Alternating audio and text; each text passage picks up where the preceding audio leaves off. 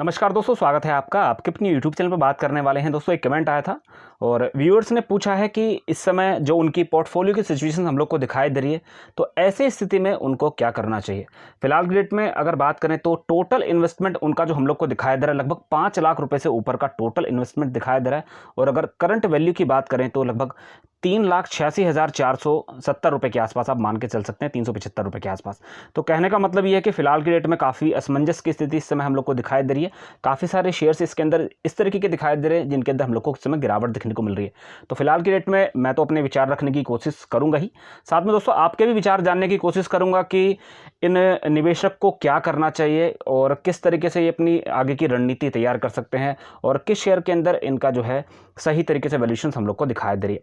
तो जानने की कोशिश करते हैं कि किस किस शेयर के अंदर इन्होंने यहाँ पे इन्वेस्टमेंट किया हुआ है। तो सबसे पहले यहाँ पे हमारी कंपनी दिखाई दे रही है गोदरेज प्रॉपर्टी। तो गोदरेज प्रॉपर्टी की इन्होंने यहाँ पे 20 क्वांटिटी उठाई हैं और अगर एवरेज कॉस्ट प्राइस की बात करते हैं तो लगभग 1501 रुपये के आसपास निकल के आ रही है।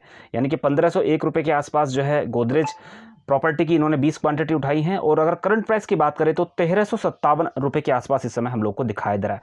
फिलहाल में अगर टोटल लॉस की बात करते हैं तो लगभग 2,883 रुपये के आसपास हम लोग को लॉस देखने को मिल रहा है।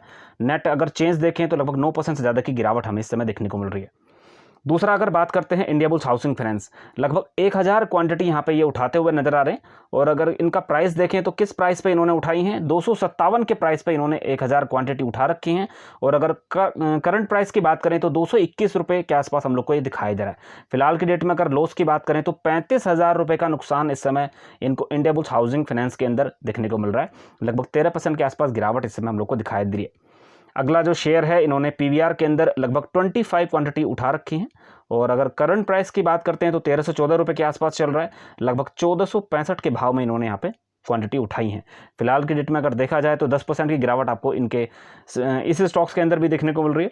अगली कंपनी जो हम लोग को दिखाई दे रही है स्पाइसजेट, 100 शेयर्स के आसपास जो है इन्होंने यहाँ पे उठाए हैं। अगर करंट प्राइस की बात करते हैं तो 77 रुपीज़ के आसपास इस समय दिखाई दे रहा है। और अगर एवरेज प्राइस देखें तो लगभग 82 रुपीज़ के आसपास निकल के आ रहा है।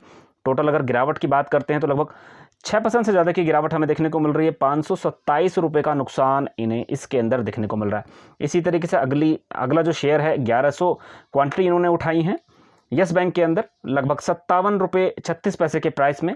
कहने का मतलब है काफ़ी पुरानी ये क्वांटिटी है। जब ये स्टॉक्स हम लोग को लगभग 50 रुपये से ऊपर जाता हुआ नजर आया था, 80 रुपये के आसपास तक गया था। वापस से जब इसके अंदर गिरावट देखने को मिली होगी तो तब इन्होंने जो है 57 रुपये के आसपास जो है लगभग 1100 क्वांटिटी जो है उठाई हैं।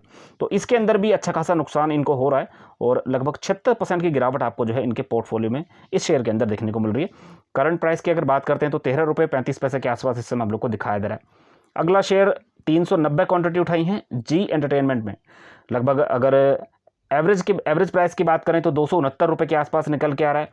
करंट प्राइस देखें तो 210 के आसपास चल रहा है। 21% की आपको गिरावट इसके अंदर भी देखने को मिल रही है। टोटल इन्वेस्टमेंट इनका 5 लाख से ऊपर का है। करंट वैल्यू 3,86,000 के आसपास चल रही है। और अगर लॉस की बात करें तो 1,13,349 रुपये के आसपास जो हम लोग को लॉस देखने को मिल रहा है। टोटल इन्वेस्टमेंट की अगर बात करें तो 22% की हमें इसके अंदर गिरावट देखने को मिल रही है। तो देखिए, फिलहाल की डेट में मैं आपको बताना चाहूँगा कि इसमें जो मुझे खामियां दिखाई दे रही है, गोदरेज प्रॉपर्टी के अंदर आपने ठीक कोई दिक्कत वाली बात नहीं है, कंपनी बेहतरीन है और लॉन्ग टर्म में ये स्टॉक्स हम लोग को और भी ऊपर जाता हुआ नजर आएगा। 20 क्वांटिटी आपने इसके अंदर उठाई है तो कोई ज़्यादा भी क्वांटिटी इसके अंदर नहीं कही जा सकती हैं।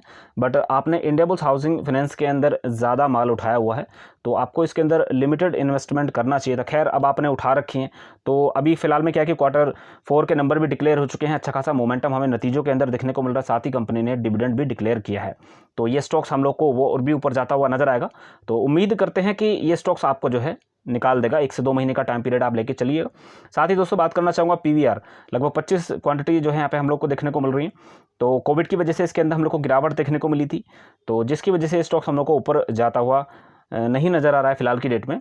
तो जैसे ही लॉकडाउन हम लोग को ख़त्म होता हुआ नज़र आएगा, अभी काफ़ी सारे स्टेट के अंदर पार्शली लॉकडाउन लगा हुआ है, तो सारी स्थिति जैसे ही रिजोल्व होती हुई नजर आएंगी तो ये स्टॉक्स भी रिकवर करेगा और इस स्टॉक्स के अंदर भी आप इजीली निकल जाएंगे।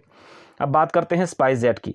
तो स्पाइसजेट लगभग 77 रुपीज़ के आसपास इस समय हम लोग को दिखाई दे रहा है और 82 के आसपास में जो है आपने लगभग 100 क्वांटिटी उठा रखी हैं। तो इसके अंदर भी कोई ज़्यादा इन्वेस्टमेंट नहीं दिखाया दे रहा, लगभग 90 रुपये से ऊपर ही ये स्टॉक्स हम लोग को जाता हुआ नजर आया था। तो गिरावट इसके अंदर देखने को मिली थी। तो इसके अंदर भी कुछ खबरें चल रही हैं और रिगार्डिंग, जैसे कि आप जानते हैं कि लॉकडाउन की वजह से काफ़ी सारी जो फ्लाइट है हम लोग को जो कैंसिल होती हुई नजर आई थी, तो कहीं ना कहीं वे भी हम लोग को कंटिन्यू होती नजर आएंगी और इस स्टॉक्स के अंदर भी आपको रिकवरी देखने को मिलेगी। अब बात करते हैं येस बैंक की। तो येस बैंक लगभग 13 रुपये 35 पैसे के आसपास इस समय हम लोग को दिखाई दे रहा है और आपका जो प्राइस है लगभग 57 रुपये के आसपास है।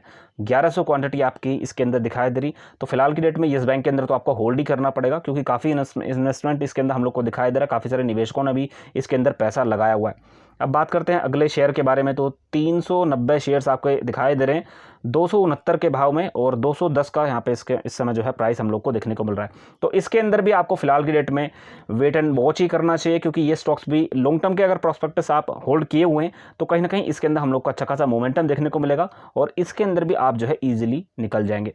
खैर दोस्तों, ये तो सारी कहानी हुई। अब देखिए आज के दिन की अगर बात करें तो पीवीआर हम लोग को पॉजिटिव दिखाई दे रहा है और जी एंटरटेनमेंट के अंदर भी हम लोग को तेजी देखने को मिल रही है। तो मैं आपकी राय जानना चाहूँगा कि इन निवेशक को क्या करना चाहिए फ्यूचर में और किस तरीके से अपना पोर्टफोलियो मैनेजमेंट जो है करके चलना चाहिए, ताकि कोई ऐसी सिचुएशन जो है हम लोगों के सामने ना निकल के आए। तो देखिए कहीं ना कहीं हम लोग को यहाँ से भी एक सीख मिल रही है कि हम लोग को कितना माल उठाना चाहिए और हम लोगों को क्या ऊपर के बारे में ही सोचना चाहिए कि हम लोग को नीचे की तैयारी करके चलनी चाहिए या नहीं।